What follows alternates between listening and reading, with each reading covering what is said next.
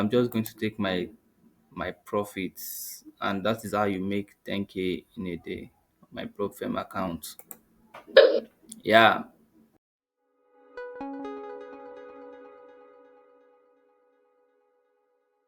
Hi everybody, you're welcome to my YouTube channel. Today I'll be showing you how I take my trades live, and I'll be telling you the reasons why I take those trades. Alright, so I'm already on a buy on GBP JPY. I always take my trades on a 5 minute time frame, but before taking any trades, I make sure I do my analysis from a top down standpoint. That is, I do my analysis from higher time frame down to the lower time frame so that I can see the bigger picture of what the market is doing. Alright, with that being said, let me just show you how I analyze the market. I start from the daily time frame. There is not much information on the daily time frame because, as you can see, it's just little information here. So what I just do is I come down to the 4 hour time frame, and this is where I have a lot of information to take my trades from. So the first thing I can notice is that I saw the market is going in swings. um it's going up and down, up and down. Then we are down here, and we're beginning to make the next swing. I don't know if you understand what I'm saying. The market always moves in swing. Sorry, I don't know how to use the drawing tools. Yeah, let me see if I can find anyone. Okay, let me just use this trend line. You can see market went up, it came back down. Can we see it? Then it went up again, and it came back down. So what can we be expecting? We should be expecting that the market will go back up, right? So this is my first bias. This is the first thing I look for in the market. Then, sorry, I have a lot of zones here. Some were the zones I drew in my previous trade, but they are still valid in case price get back to that point. So having this information on the 4 hour time frame, I move down to my um 1 hour time frame. But before I move down there, let me just show you the reasons why I mark these zones. As you can see, this is the highest point the market has gotten to in the past. So I mark this zone in case the market react at that zone, and I'll be able to take trades on those zones. Then I marked this zone up also because I saw that when the market got to this place, it came back down. When it got to this place, it came back down. Then this zone, you can see this is a support zone turned to resistance zone. Now it is acting as a support zone over here. So this is just the reasons why I mark up the trade. So when this market was coming back down here, I didn't take the trade here because I think there was a news over here, so it was a very fast trade. So what I did was, okay, I waited for this zone to be broken, and I waited for a break and retest of this zone on the lower time frame so that I can be able to take my trades from here, and my targets will be around here. So, and as you can see, the market eventually closed above that zone on the 5 hour time frame. So I went back to the 1 hour time frame, and I can see that, okay, remember the zone I drew earlier on, this zone here. This was the 1 hour market rejecting it. Then it rejected it and came back here and closed above that zone. Then what did I do? I moved down to my 5 minute time frame to see how I could take that trade.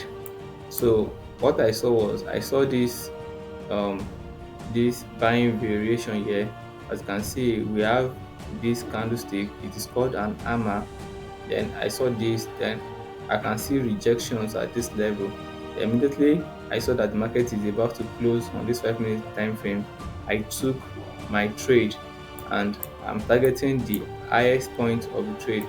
Though I'm not sure if the market will break above this level, but I have higher probability of the market coming back to this level. And if I will be looking for if I'll be looking to take trades around this zone. The way I'm going to be taking a trade is that I'll wait for the market to break above the zone. Then I'll wait for a retest of this zone, and then I'll check for reaction here, and I'll take my trades.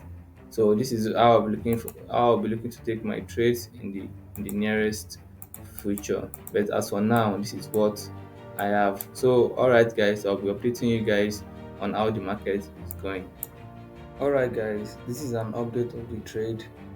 I'm currently up about 2%. Let me see. 1.6%. So, but I'll be holding this trade to this place because I have high probability of the trade reaching my target. So, all right, let me go back again to tell you why I take the trade again. I said I started by taking the trade from my 4-hour time frame where I saw a break and retest of um of my supply and demand zone. So as you can see, the market started from here yesterday. It went up, it broke this level, then it came back to retest this place. So I didn't take my trade here because it was moving very fast here and I didn't have a trade confirmation over here. So I waited for the break of this level.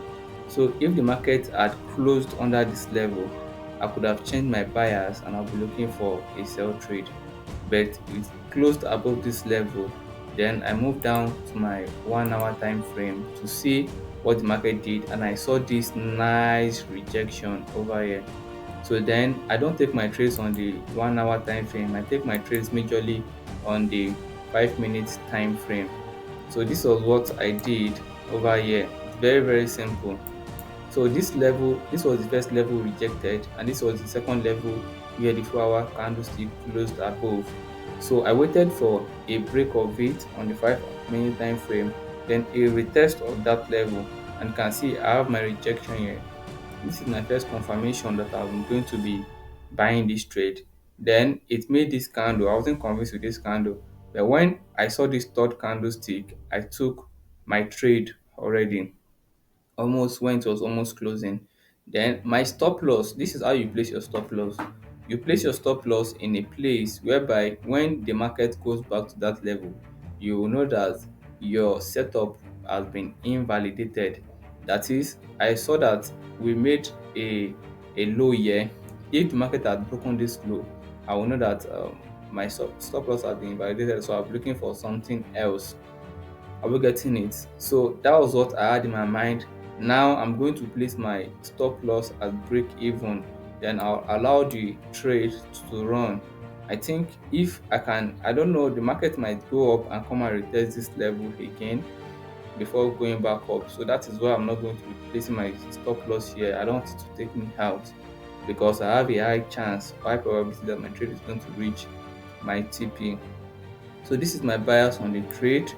Also, I have a very, very, very, very tight stop loss where I use. In short, the spread I use on my broker is a zero spread.